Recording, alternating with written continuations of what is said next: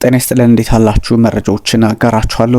ዛሬ በጣም ወሳኝ ነጥቦችን ነው የምነግራችሁ። የአሜሪካ F-35 ተዋጊ ጀት በእርግጥም ተመቷል ወይስ አልተመታም? በዚህ ጉዳይ ላይ ኢራን ምንድነው ያለችው? አሜሪካስ ምንድነው ያለችው? የሚለውን ከሲኤንኤን ከመህር ኒውስ እንደዚሁም ደግሞ ከአልጀዚራና ከብዙ መገናኛ ብዙሃን ጭምቅ ያለ ሀሳብ ነግራችኋለሁ። የአሜሪካ መንግስትም የሰጠው መግለጫ አለ፣ ኢራንም ያለችው አለ። እውነትም F-35 ተዋጊ ጀት ስቲልዝ የሚባለው ተመቷል አልተመታም፣ ወድቋል አልወደቀም፣ ወይም ደግሞ ሴፍሊ አርፏል አላረፈም የሚለውን ግልጽ አድርጌ ነግራችኋለሁ ያለው ማለት ነው። አንደኛው እሱ ነው።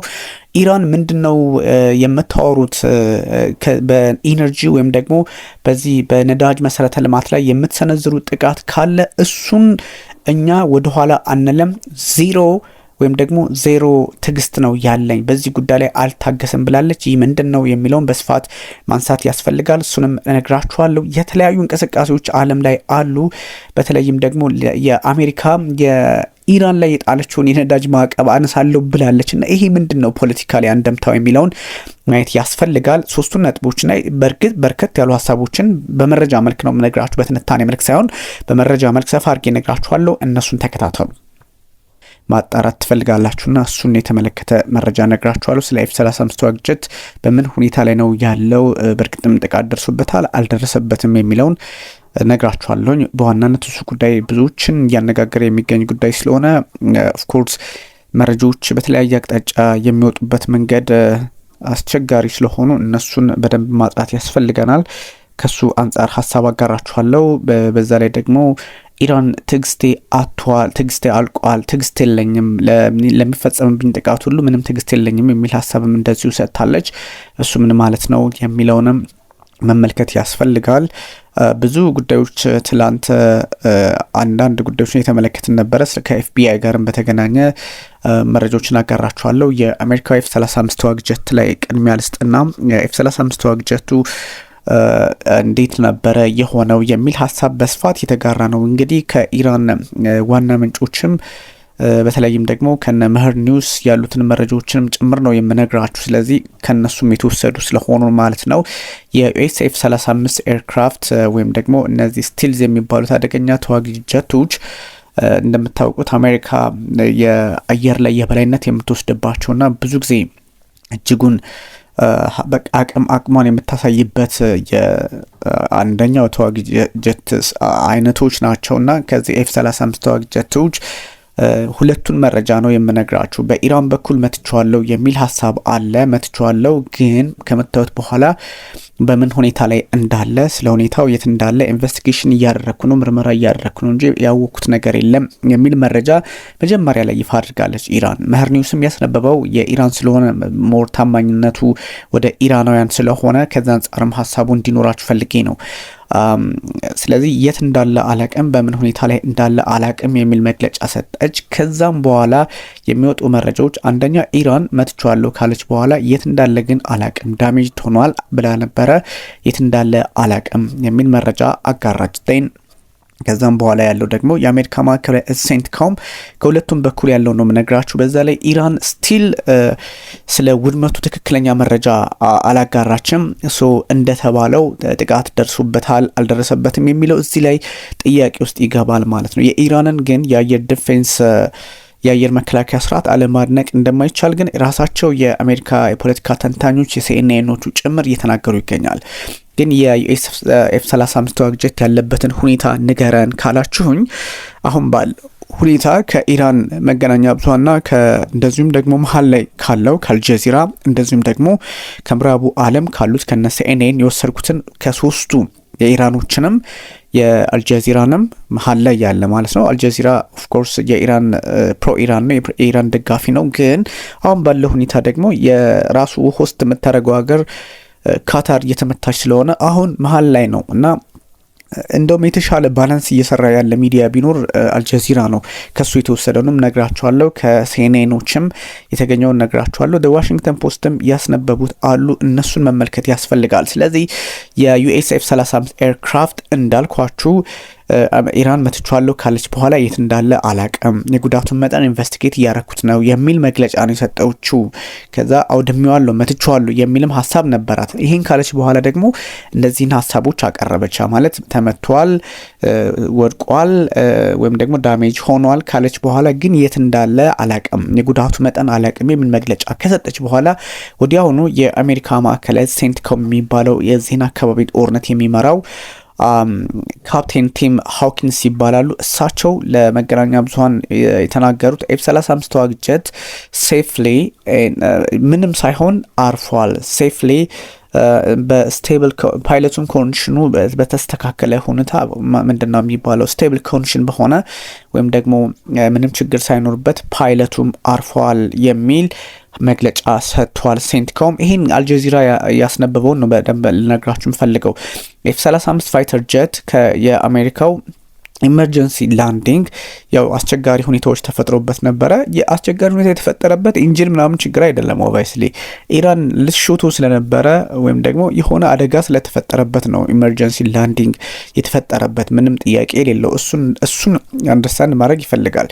ኤርቤዝ ኢን ሚድል ኢስት ከዛ መካከለኛው ምስራቅ ላይ በሚገኝ አንድ ቤዝ ላይ አንድ የጦር ሰፈር ላይ ለማረፍ ተገዷል ነው። ካሪንግ አውት ኤ ኮምባት ሚሽን ግን ጦርነት ላይ የነበረ አውሮፕላን ነው። ስለዚህ ጦርነት ላይ የነበረ አውሮፕላን ስለሆነ ያረፈበት ምክንያት ኦፍ ኮርስ ምንም ጥያቄ የሌለው ሊመታ ነበረ፣ ወይ ችግር ገጥሞታል ወይ ደግሞ የተወሰነ የተመታው ጉዳይ እንዳለ አይ ፊል እንደዛ ይሰማኛል። እና ግን ኢመርጀንሲ ላንዲንግ አድርጓል። ፋይተር ጀቱ ደህና ነው። ፓይለቱም በስቴብል ኮንዲሽን ላይ ነው የሚገኘው የሚል ሀሳብ ነው የሰጠው ይሄ ሴንትኮም የአሜሪካ ማዕከላዊ እዝ። የኢራን መገናኛ ብዙኃንም በዚህ ልክ ነው ሀሳብ የሰጡት። ኤርክራፍት ሴፍሊ ነው ሐሙስ ምሽቱን አረፈ የተባለው ወይም ደግሞ ፓይለቱ ስቴብል ኮንዲሽን ላይ ነው የተረጋጋ ሁኔታ ላይ ነው በሚል የማዕከላዊ እዙ ቃል አቀባይ የሴንትኮም ማለት ነው ካፕቴን ቲም ሃውኪንስ ሀሳብ ሰጥተዋል። ይሄን እንግዲህ ያስነበቡትን የኢራን ሚዲያዎች ጭምር ነው። we are aware of report that US F-35 aircraft counted an emergency landing regional US airbase after flying combat mission over Iran በኢራን ሰማይ ላይ ሲሄድ ነበረ ጥቃት ለመሰንዘር እና እንግዲህ ኢመርጀንሲ ላንዲንግ ወይም ደግሞ ለማረፍ ተገዷል ነው። ኤርክራፍት ምንም አልሆነም ነው ያሉት ሃውኪን። ፓይለቱም ጥሩ ላይ ነው ብለዋል። ስለዚህ እነሱን ግምት ውስጥ ማስገባት ያስፈልጋል። CNN ሪፖርት ያደረገውን ደግሞ ልንገራችሁ። quoted to anonymous sources of saying that the plane which cost up to 100 million was likely hit by Iran. CNN ደግሞ ከሁለት ምንጮች አገኘሁት ወይም ደግሞ ስማቸው እንዲጠቀስ ያልፈለጉ ምንጮች አገኘሁት ባለው መረጃ መሰረት ይሄ ወደ 100 ሚሊዮን የሚያወጣ ነው። ይሄኛው ኦፍ ኮርስ እስከ 1 ቢሊዮን የሚያወጣ ነው ይታወቃል። ይሄኛው ግን ወደ 100 ሚሊዮን የሚጠጋው ይሄኛው F-35 ማለት ነው ላይክሊ በኢራን ሳይመታ አይቀርም፣ በኢራን ተመቷል የሚል ከሁለት ምንጮች አገኘሁት ያለውን መረጃ አጋርቷል። ስለዚህ ብዙ የተጣረሱ ሀሳቦች አሉ። separately Iran Islamic Revolutionary Guard Corps IRGC የኢራን አብዮታዊ ዘብ ኃይል ደግሞ በመግለጫ መልክ ያስቀመጠው የዩኤስን ኤርክራፍት ታርጌት አድርግ ያለው እስካሁን አላረጋገጠችም። F-35 was forced to make an emergency landing የሚል ሀሳብ ነው የሰጡት። እንግዲህ የጦርነት ከተጀመረበት አንስቶ ከፌብሩዋሪ 28 ጀምሮ አሜሪካ approximately 12 የሚሆኑ MQ Raptor ድሮኖችን ምንድነው ሪፖርት ሎዝ እንዳረገች በመመታተን በመከስከስ በብዙ 12 MQ 9 Raptor ድሮኖች ወይም ሰው አልባ አውሮፕላኖችን ሎዝ እንዳደረገች ይነገራል። ሴፓሬትሊ ደግሞ በተናጠል 5 KC 135 ይሄ አየር ላይ ነዳጅ ሪፊል የሚሞሉ ዳሜጅድ ሆነዋል በሳውዲ አረቢያ። እዚህም ላይ ደግሞ በሳውዲ አረቢያ ሆነዋል ቢባል ፕሬዚዳንት ዶናልድ ትራምፕም አልሆነም ብለዋል። ኦፍ ኮርስ እንግዲህ ማረጋገጫ የለንም። የጦርነት ጉዳይ አንዱ መደበቅ አንዱ ማውራት ስለሆነ ማረጋገጫ ባይኖርም 5 በሳውዲ አረቢያ ከዚህ በፊት መመታታቸው ወይም ደግሞ መውደማቸው ይታወቃል። ይህ ባለበት ሁኔታ እንግዲህ ነገሮች እየተወሳሰቡ ነው የቀጠሉት። በአሁኑ ሰዓት ኢራን ወደ እስራኤል ሚሳይል አስወንጭፋለች። እንግዲህ እዛ ሲደርስ ደግሞ የወደመው ውድመት ምንድነው፣ ምን ተፈጥሯል የሚለው እንግዲህ ደግሞ እሱ ግልጽ ሆኖ እስኪወጣ ድረስ መጠበቅ ያስገድዳል። ግን አሁንም ጥቃቱን አጠናክራ እንደቀጠለች እና እየተወነጨፉባት ነው። እዛ ቦታ ላይ ያለውን ነገር ለመቆጣጠር ደግሞ የአሜሪካ የእስራኤል ኃይሎች በተለይም ኤር ዲፌንስ ሲስተማቸውን አክቲቭ አድርገው ለመከላከል እየሞከሩ ይገኛልና ብዙ ሁኔታዎች በጣም እጅግ አስቸጋሪ ናቸው። በተለይም ደግሞ አንድ መነጋገሪያ የሆነ ጉዳይም አለ። ፕሬዚዳንት ዶናልድ ትራምፕ ምንድነው አቋማቸው በዚህ ጉዳይ ላይ የሚል ሀሳብ አለ። እነ ሉላ ዳሲልቫ ደግሞ ፕሬዚዳንት ዶናልድ ትራምፕ ዓለምን መቆጣጠር እንችላለን ሲሉ ምን ማለታቸው ነው በሚል ሞክ ያደረጉበት አለ። ብዙ ሁኔታዎች እጅግ አስቸጋሪ ናቸው። ሳውዲ አረቢያ አሁንም ሚሳይሎችን እንደዚሁ በማክሸፍ ላይ ትገኛለች። አንዳንድ አስቸጋሪ የፖለቲካ ስርዓቶችና አውዶችን ዓለም ላይ መመልከት በጣም የተለመደ ሆኗልና በተለይም ደግሞ ይሄኛው ኢራን ትሸንፋለች፣ በቀላሉ እጅ ትሰጣለች ተብሎ የሚታሰበው ሁኔታ አሁን ይሄ ትንሽ ፖለቲካሊ ልክ ያልሆነም ነገር ነው። አንዳንድ ሰዎች በሚቀመጠው ልክ የሚቀመጥም አይደለም። ኢራን ስቲል በጣም አክቲቭሊ ፋይት እያደረገች ነው። በትክክልም ብዙ ሁኔታዎችን የተወሳሰቡባት ያለው ለአሜሪካ ጭምር የሆነ ነው። አሜሪካውን ለምሳሌ በኢራን ላይ የተጣለው ማዕቀብ እንዲነሳ ፍላጎቷን አሳይታለች። የአሜሪካ እንግዲህ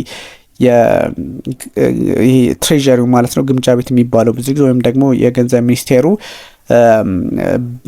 ስኮት ቤሰንት ያሉት ነገር አለ። የነዳጅ ዋጋን ለማረጋጋት ሲባል በኢራን ላይ የተጣሉ ማዕቀቦች ይነሳሉ፣ ለመነሳት ሀሳብ አለን ይዘናል ብለዋል። ይሄ ምንድነው የሚያሳየው የሚለውን በግልጽ ማወቅ አስቸጋሪ አይደለምና ፎክስ ኒውስ ጋር ቃለ መጠይቅ ነበራቸውና በእንግዲህ ይህ እርምጃ በመርከብ ላይ ተጭኖ 140 ሚሊዮን በርሜል ነዳጅ ተጠቃሚ ሊያደርግ የሚችል እንደሆነ አስቀምጠዋል፣ የኢራን ማለት ነው። ስለዚህ ለኢራን መነሳት ማዕቀቡ ከተነሳላት ደግሞ ይህ ጦርነት የሚሄድበትን አጋጣሚና ሁኔታዎች ታሳቢ ለማድረግ እድል ይፈጥራልና ብዙ ሰዎች በተለያየ ጉዳዮች ላይ ያዩታል።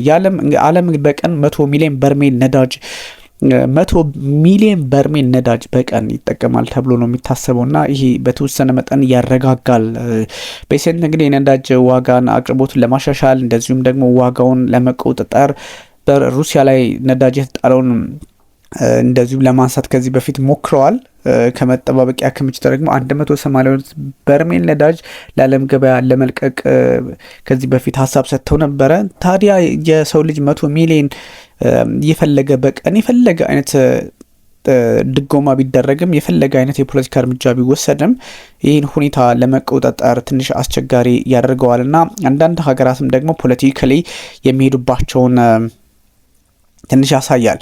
የአንዳንድ ሀገራት ዩናይትድ ኪንግደም እና እንደዚሁ ደግሞ 5 ሀገራት በሆርሙዝ የባህር ሰርጥ ላይ የሚደረግ የነዳጅ መርከቦች ደህንነትን ለመጠበቅ እንግዲህ የተለያዩ እንቅስቃሴዎችን እናደርጋለን የሚል ሀሳብ ነው እየሰጡት። እንደዚህ አይነት ጉዳዮች ተመልካቾች ብዙ ሁኔታዎች መልካቸውን ሊቀይሩ እንደሚችሉ ቀላል እንዳልሆነም የሚጠቁም ያደርገዋልና አንዳንድ ሰዎች በሚያስቀምጡት ልክም ብቻ አይደለም ይሄ ውጥረት የነዳጅ ተቋማት ላይ እያነጣጠረ እየሆነ በመምጣቱ የፖለቲካ አውድና አረዳዱ በተለያየ አቅጣጫና መንገድ እየተመለከተ መምጣቱና ሁኔታዎችን ለመፍትሄ ብቻ ሳይሆን ለውጥረት የሚጠቀሙ ሰዎች ቁጥራቸው እየጨመረ በመምጣቱ እኔ ዜሮ ትዕግስት ነው ያለኝ በነዳጅ ጉዳይ ላይ ኢራን ከመጣችሁብኝ ዋጋ ትከፍላላችሁ ስትል ምን ማለቷ ነው የሚለውን በደንብ ማየትና ጠቅላይ ሚኒስትር ቤንያሚን ኔታንያሁ ትናንት የተናገሩትን ነገር ግምት ውስጥ ማስገባትም ደግሞ አንዳንድ ሁኔታዎችን በቀላሉ ማየት እንደማይቻል ጠቋሚ ያደርገዋልና ብዙ ሰዎች ይህን ጉዳይ እንደ ፖለቲካ ግብና ምንም አይነት ነገር ቀለል አድርጎ የማየት ሁኔታዎች አሉና እነዚህን ትንሽ በዓለም ፖለቲካ ስርዓት ላይ አስቸጋሪ ሁኔታዎችን ሊፈጥሩ እንደሚችሉ ታሳቢ ማድረግም አስገዳጅ ነው የሚለውን ለመጠቆም ያህል ነው።